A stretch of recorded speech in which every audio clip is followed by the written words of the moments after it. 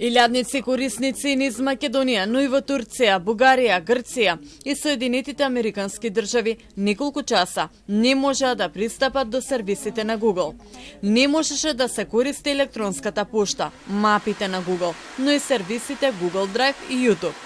Најмногу пријави за проблемите со Google се регистрирани во период од 9 до 11 часот, кога сервисите целосно не функционираа. Многу корисници пријавија дека имале потешкоти во секојдневните обврски и работата. Денеска околу 10 часот, имаше прекин на сервисите на Google, односно Google компанијата има повеќе други сестрински компании како и YouTube, Gmail и така натаму, што се сервиси нивни. И пошто се врзани една со друга, сите беа онавозможени.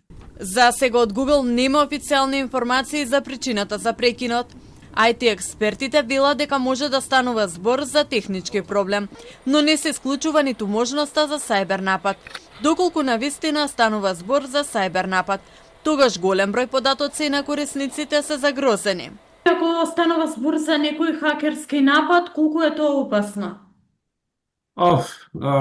Тоа е многу опасно поради фактот дека многу податоци, знаеме дека Google има милиарди корисници, што е и тоа голем опфат на лични податоци, не само на лични податоци, туку и на сервиси и на бизниси што би биле опфатени со таков напад.